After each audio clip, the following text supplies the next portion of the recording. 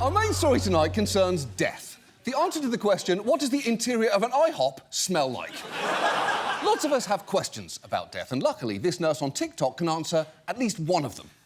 Hey, good news to all you sinners out there. I have never seen anyone dying start seeing signs that they are going to hell, demons, fire, anything like that. So I think we're good. Yeah. Are you sure about that, though? Because maybe patients aren't telling you what they see. I get why someone wouldn't want their last words to be, oh no, there's fire, there's Hitler, Jeffrey Epstein, and wait, is that my childhood dog, Rusty? What are you doing here? And why does Charles Manson look like he respects you? What did you do, Rusty? Bad boy! That nurse actually works for the type of medical business we'll be focusing on tonight, hospice. And I realised that doing an episode about hospice is an almost offensive parody of this show. If somebody else did that, it would genuinely be hurtful. But I promise this is worth talking about, and you're probably at least somewhat familiar with the concept of hospice. It's end-of-life care that helps terminally ill people die comfortably. You may even have seen ads for hospice on TV, and if you live in southeast Connecticut, you might have seen this weirdly horny one. If there was one thing I could do over, I would have reached out sooner to Center for Hospice Care for my husband. When Center for Hospice Care came into our life, it allowed me to be with him, to really be with him, without having to coordinate all his care.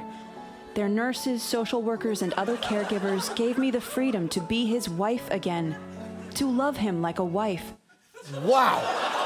That is, and I say this with absolute certainty, the single horniest hospice ad I've ever seen. From the fervid hand-humping to this absolute masterclass in eye-fucking to the erotic vegetable-themed foreplay. That looks less like a hospice ad and more like a VHS tape called Tantric Sex for Couples Over 50. Hospice is designed for those with terminal illness who choose not to get treatment to cure or control it. And it's meant to provide support for the person and their family, including relief of symptoms and pain. And that support can take many forms, even allowing for moments like this. A hospice patient got a special visitor. Peggy Garrison loves flamingos. She pays homage to the majestic animals with the 158 trinkets and decorations she's collected throughout her life. Now that the 75-year-old is in the final stages of cancer, a flamingo named Mango paid her a visit from the San Antonio Zoo. The San Antonio Zoo said it was happy to allow Mango to meet Peggy to honor the life she spent loving these animals. That is great! I love that that happened for Peggy, although do spare a quick thought for Mango, the flamingo there. Imagine you went to the home of someone that you didn't know and they had 158 images of you everywhere. You definitely think you were about to get murdered. That woman and her family had a positive experience with their hospice provider, and the good news is many, many people do.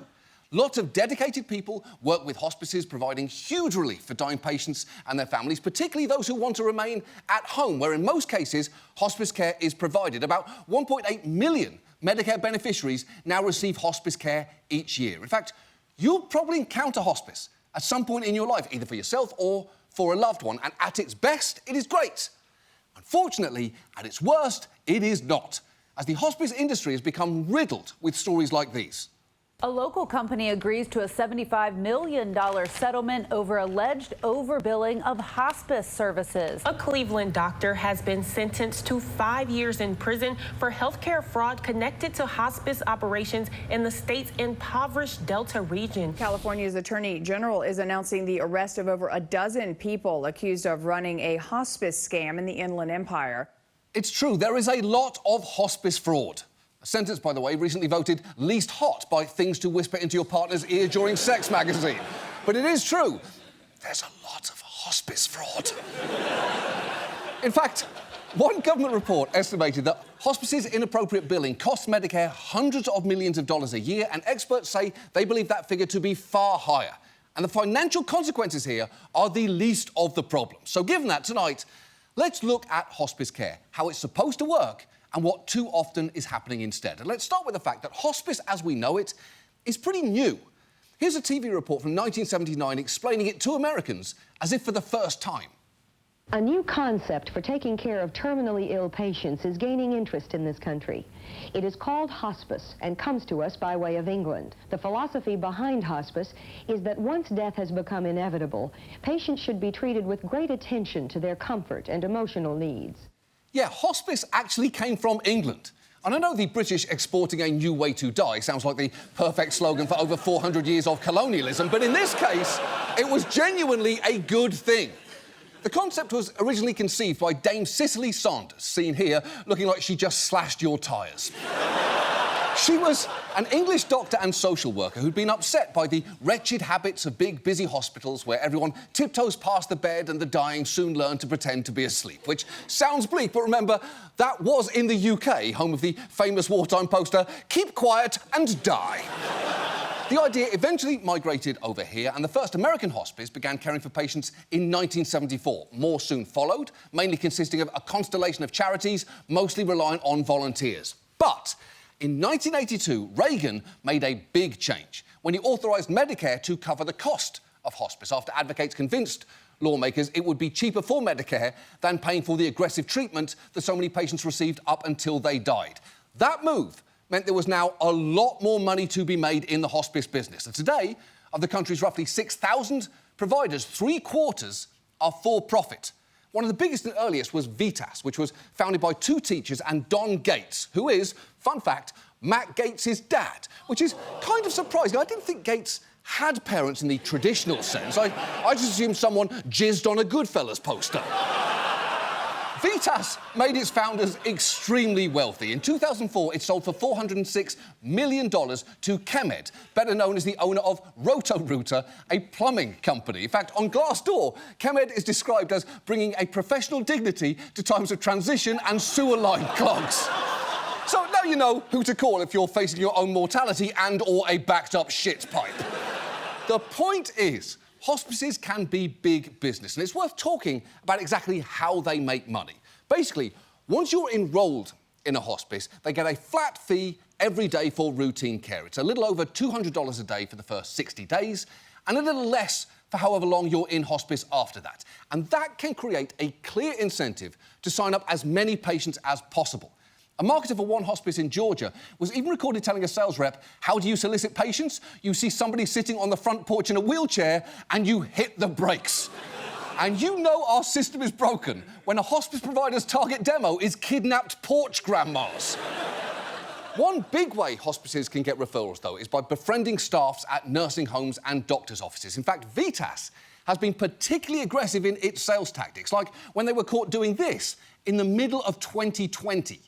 Text messages we obtained show Vitas salespeople visiting multiple Bay Area nursing homes and doctors' offices during the pandemic. They took numerous selfies with healthcare workers, some bringing gifts of pizza, chicken, or donuts. Under one picture, a rep even wrote, 6 boxes of these made their way into a local nursing home that isn't allowing food in from the outside. A fellow employee texted back, "Sneaky, sneaky." Another email shows a manager running a weekend referral contest saying whoever gets the most selfies with medical personnel could win. Personnel including nursing home staff, emergency room staff, physicians, or nurses. It's true, to get patient referrals, they were sending sales reps into nursing homes and encouraging them to get selfies with healthcare workers who were interacting with high-risk populations at the height of COVID. That sounds like a plan literally hatched by the coronavirus itself. And incidentally, you know what's not sneaky, sneaky? Bragging about your unethical sales tactics in writing. That is more stupid, stupid. So that is one way hospices can make money, getting as many patients as possible. Another is to then spend as little on those patients as you can. Underwhelming care is a persistent complaint about hospices, with a recent survey finding over 1 in 5 families said their hospice agency did not always provide timely help. And recent investigations by HHS have found some alarming examples of neglect, like a hospice that billed Medicare for 17 days of care for a 70-year-old patient that they never visited. Instead, they just called his family to inquire how he was doing. And it is hard to defend the quality of that company's service when they were quite literally phoning it in. But it gets worse because they also found multiple cases of severe neglect, like when a hospice skipped home visits and failed to assess the amount of pain one patient endured, with that patient eventually suffering a maggot infestation in his feeding tube that required a trip to the emergency room, which is horrifying. Treatment for dying people, ideally, should not sound like a scene from a fucking Saw movie.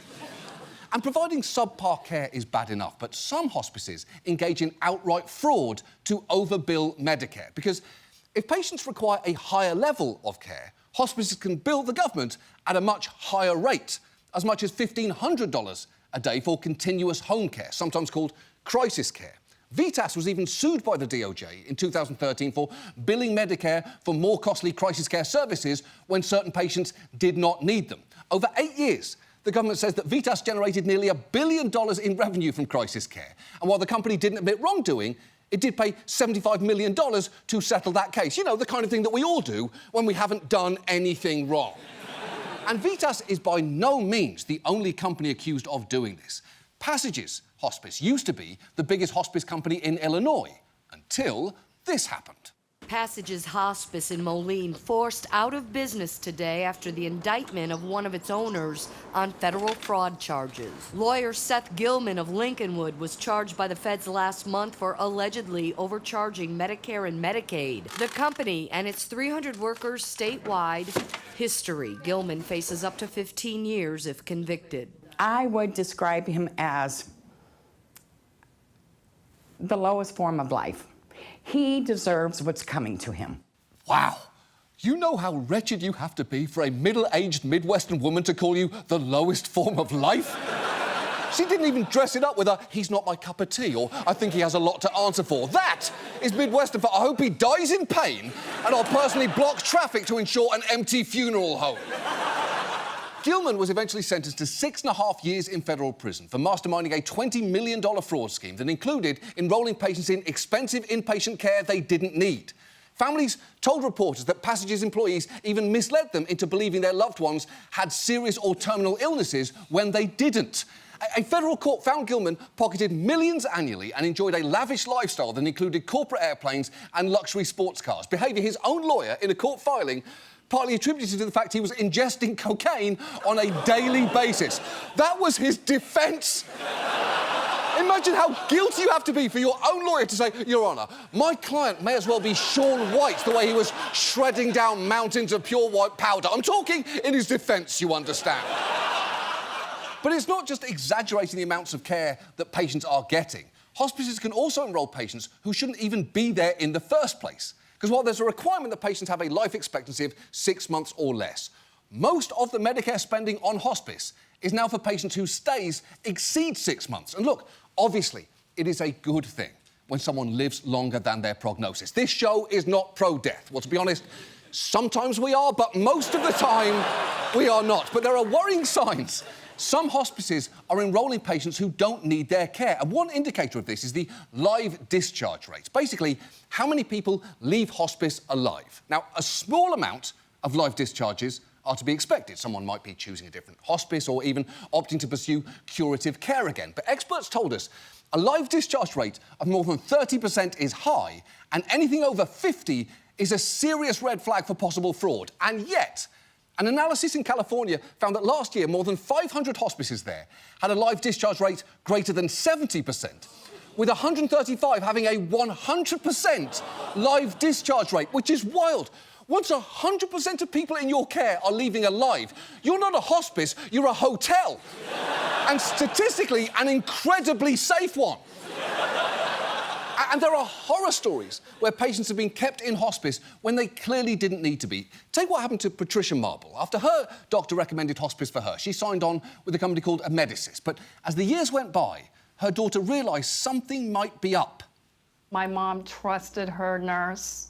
My mom trusted these people. Trusting them so much, Marble says she didn't question the long list of drugs, including fentanyl and morphine, to make her comfortable. The hydrocodone they sat next to her and told her she could take whenever she was in pain. Medical records shared with Fox 25 Investigate show Marble remained in hospice care for 5 years. Then earlier this year, Bragg said she went against the hospice nurse's orders and finally took her mom to an outside doctor. The doctors were telling me that there's a problem with her being on hospice for 5 years. Meanwhile, 76-year-old Patricia Marble is still very much alive. How are you feeling now? I'm feeling a whole lot better. They just fed me the medication and I just took it myself like she told me. It was surreal. It just all of a sudden this nurse turns into running my household.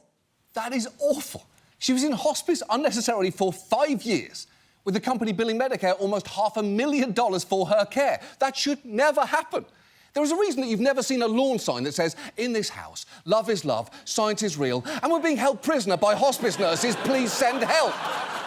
Now, I do have to tell you, Amidis insisted at the time that allegations that she was discouraged from seeing an outside physician were completely false, though they did later enter a confidential settlement with the family, which hopefully that woman got to enjoy because she lived for 7 more years after that segment aired. And it can be even easier than that to end up in hospice unnecessarily, because they're supposed to admit a patient on the recommendation of their medical director in consultation with the patient's own physician, if any. But if that any doesn't exist or isn't available, then the whole decision might come down to a doctor on the hospice's payroll. What's more, there have been multiple cases where doctors have accepted bribes or kickbacks to refer and recertify patients who didn't need care, including in this incredible video. You're looking at undercover video of a doctor accepting kickbacks for referring patients to hospice care. Patients who don't need it. We're expecting a lot more than that. Tengo otros 25, but doc, you need to help me get some patients in the door. What more do you want? I gotta give you 9 patients. What the you want? You know how much I can get from somebody else for 25 for 9 patients? $250 a piece. Yeah, that is a doctor essentially selling his patients to a hospice agency. And I know that this is not remotely the point, but honestly kind of lowballing it too. Because $250? That's it? You're selling human beings, not a pair of fucking AirPods. That same doctor served as a medical director for a different hospice group where several nurses testified that the vast majority of hospice patients were not terminally ill, including one who had a regular job at Walmart.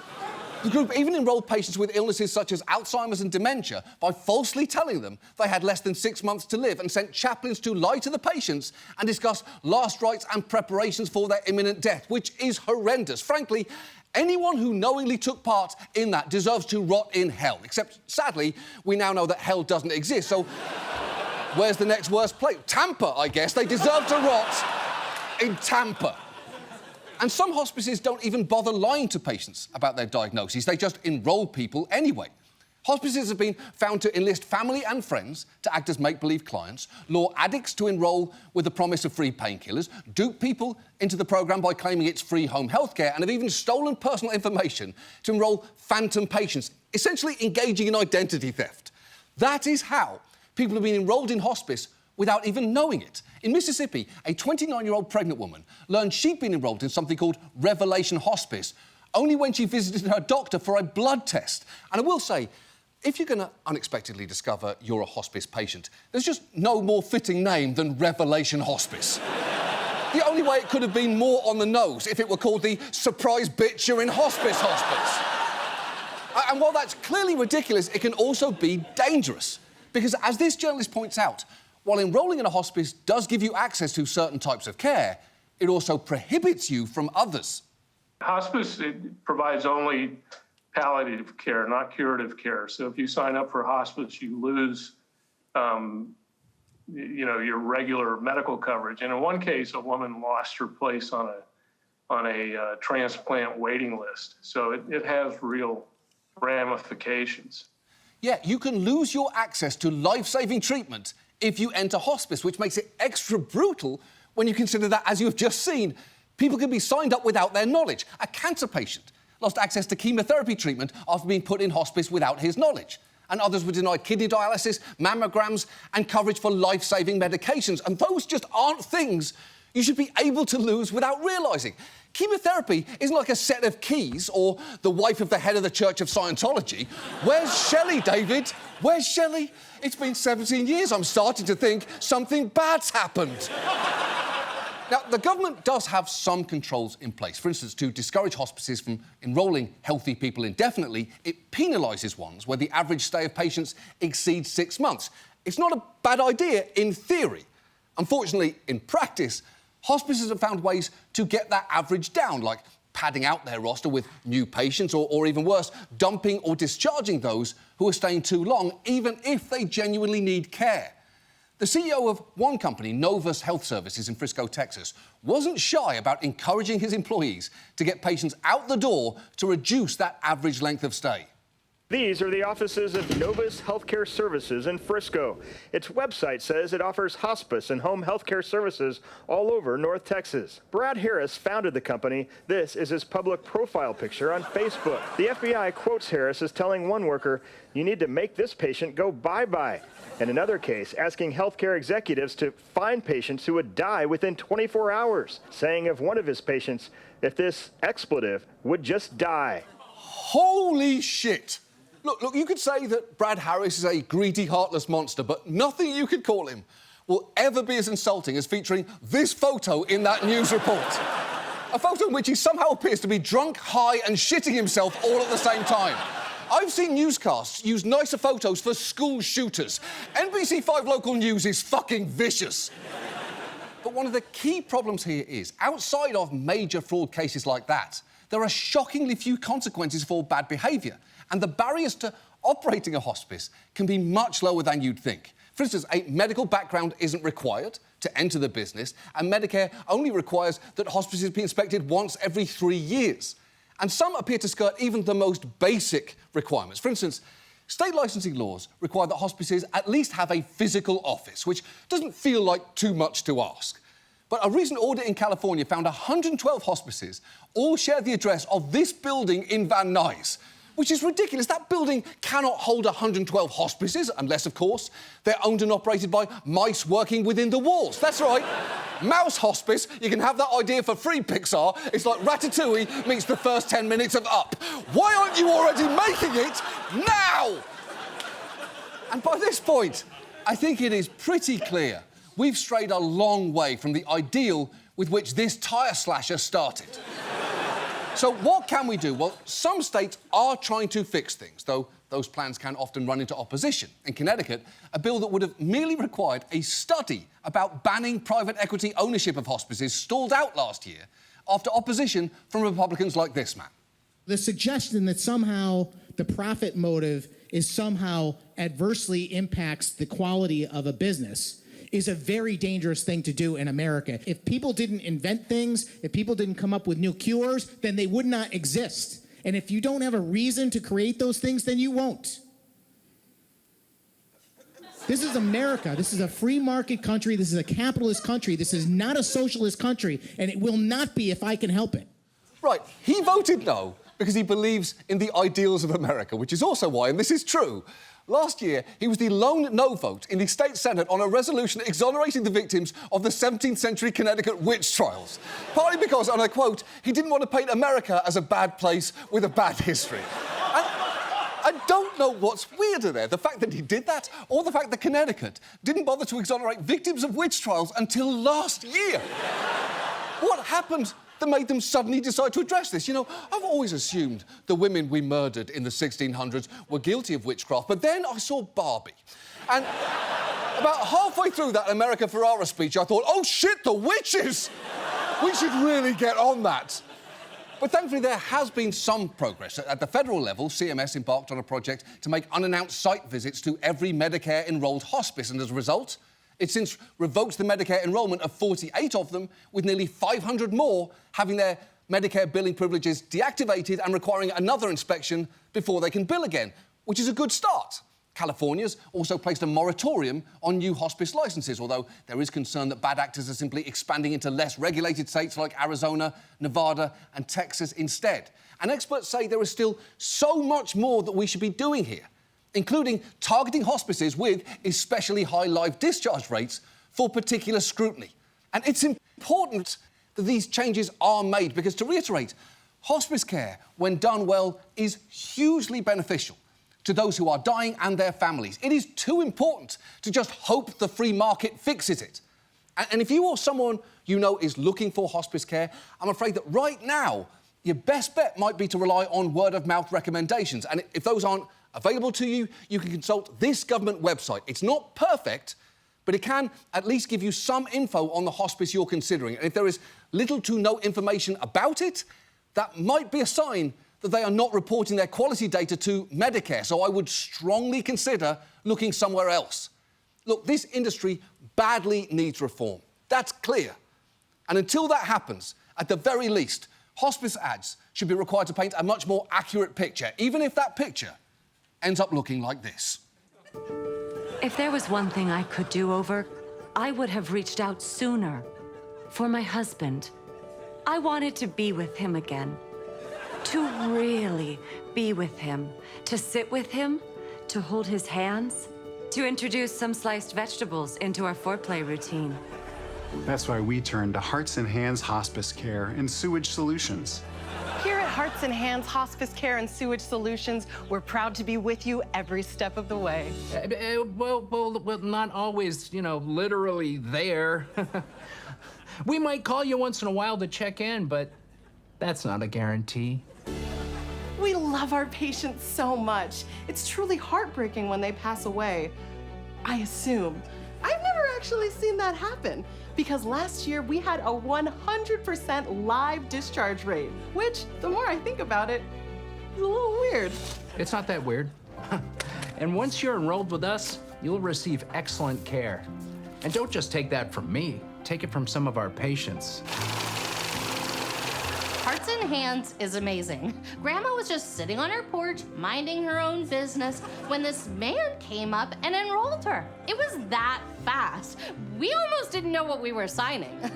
They've been making sure my final 6 months were comfortable for the last 8 years. I mean, to be honest, I don't think I would have even noticed if any social workers or nurses had shown up. We've been too busy fucking. Yeah. My body is dying, but my penis is not.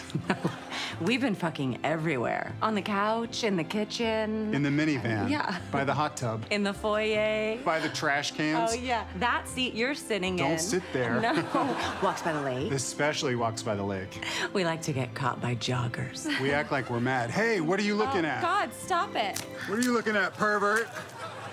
The point is, we go above and beyond to bring joy and comfort to our patients. We can even hook you up with an emotional support flamingo. Why do we have a flamingo? I never wanted to see a flamingo up close. Yeah, that feels clear to me now. Look, the flamingo was fine, but I think she'd have been happier if the hospice had provided drugs or nurses or doctors. But no, it was just Coconut, the flamingo. And honestly, Coconut was pretty useless when Grandma had a seizure.